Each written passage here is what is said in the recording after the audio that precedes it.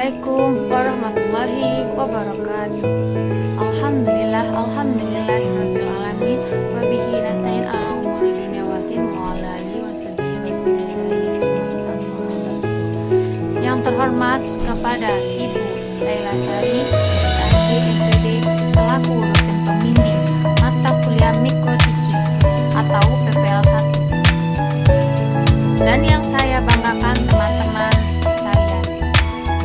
Baiklah, kami dari kelompok 3, saya Anissa Rahman dan rekan saya Nadila Nur Fauziah akan mempresentasikan hasil makalah kami yang berjudul Proses Pembelajaran dan Aktivitas Pembelajaran di Kelas. Assalamualaikum warahmatullahi wabarakatuh. Perkenalkan, nama saya Nadila Nur Fauziah. Saya ingin memaparkan atau ingin menjelaskan video saya yang berisi tentang proses pembelajaran dan aktivitas pembelajaran di kelas. A. Klasifikasi strategi pembelajaran. Pengelompokan strategi pembelajaran berdasarkan segi-segi yang sejenis yang terdapat dalam setiap strategi pembelajaran. Di dalam meninjau klasifikasi pembelajaran yang sederhana, terdapat klasifikasi yang digunakan. Dasar klasifikasi adalah kriteria yang atau titik tolak yang digunakan untuk mengelompokkan sesuatu. Di sini masih membahas tentang klasifikasi strategi pembelajaran dan ada beberapa konsep dasar strategi pembelajaran. A. Menetapkan spesifikasi dan kualifikasi perubahan tingkah laku. B. Menentukan pilihan yang berkenaan dengan pendekatan terhadap masalah pembelajaran. C. Memilih prosedur, metode, dan teknik belajar mengajar. D. Menerapkan norma dan kriteria keberhasilan kegiatan belajar mengajar. Sasaran belajar mengajar, yakni tujuan, standar kompetensi, dan tujuan pembelajaran umum, kompetensi dasar, dan indikator pencapaian. Tujuan kurikuler, tujuan nasional, sampai kepada tujuan yang bersifat universal dan jelas, standar ketuntasan belajar minimal yang dicapai peserta didik. Masih membahas tentang klasifikasi strategi pembelajaran. Jadi, hakikat proses pembelajaran itu kegiatan belajar seperti mengorganisasi pengalaman belajar, mengolah kegiatan pembelajaran, menilai proses dan hasil belajar, kesemuanya termasuk kecakupan tanggung jawab guru. Jadi, hakikat belajar adalah perubahan, entering behavior learning. Hasil kegiatan belajar tercermin dalam perubahan atau perilaku baik secara material, substansial, struktural, fungsional maupun secara behavior atau kepribadian. Yang terakhir, memilih sistem belajar mengajar. Inquiry discovering learning adalah mencari atau menemukan diri sendiri dalam sistem ini. Guru menyajikan bahan pelajaran tidak dalam bentuk yang final, tetapi peserta didik diberi peluang untuk mencari dan menemukannya sendiri dengan menggunakan teknik pendekatan pemecahan sendiri. Selanjutnya akan dilanjutkan dengan rekan saya Anissa Rahman. Petunjuk operasional pembelajaran. Keberhasilan seorang guru dapat menjadikan jalan profesinya. Sering mendapatkan kesulitan karena bervariasinya tingkat kemampuannya. Peserta didik adalah persyaratan pokok yang diketahui dalam menjalankan proses belajar di kelasnya, bahwa merupakan persyaratan vital. Perlu diwujudkan setiap kali memasuki kelas. Persyaratan tersebut terbagi 3, yaitu membuat persyaratan mengajar yang baik, memakai metodologi mengajar yang tepat, selaras, serasi dan dengan materi, kemampuan, dan kondisi peserta didik di kelas.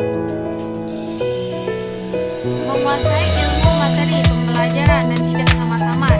Mencintai tugas sebagai suatu profesi. Memiliki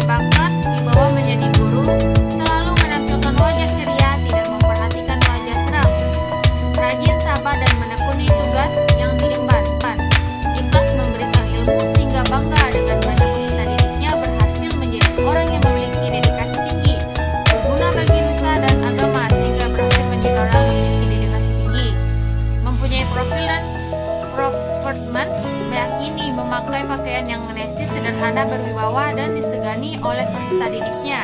Mengenal latar belakang dan nama peserta didiknya.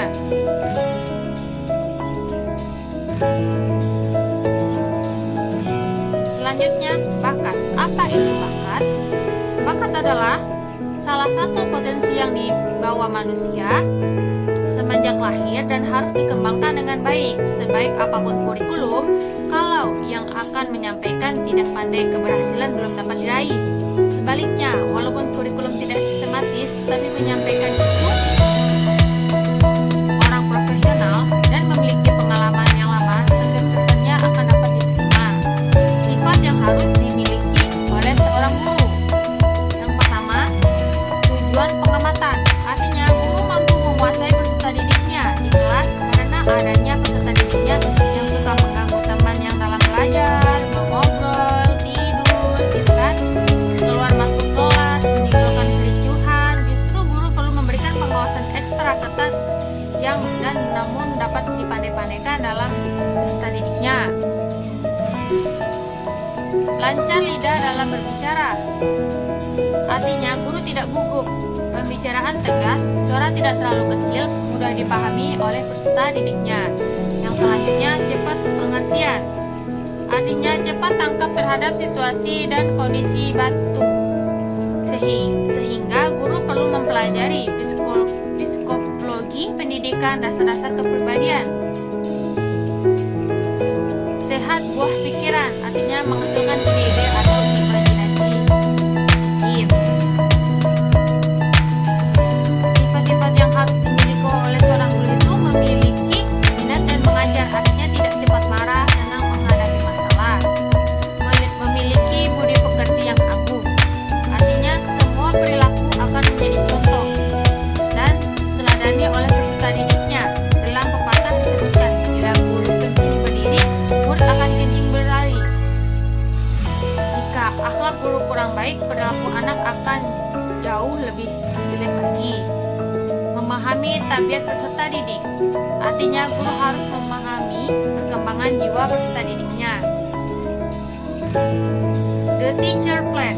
Di samping pengetahuan persyaratan optimal yang harus diketahui guru, seorang guru pun ideal mempersiapkan. Yang pertama, buku persiapan pengajar dalam bentuk satu pembelajaran atau rancangan rencana pembelajaran yang diisi tujuan pembelajaran umum, tujuan pembelajaran materi, alat, dan sumber kegiatan belajar mengajar dan evaluasi.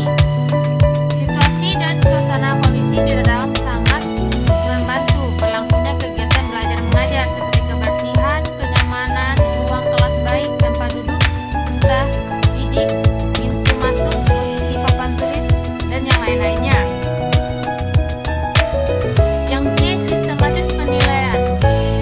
Buku penilaian program pengalaman lapangan dengan mencantumkan yang pertama, nama mahasiswa, NIM, jurusan, guru pamong, madrasah atau sekolah, pelaksanaan PPL.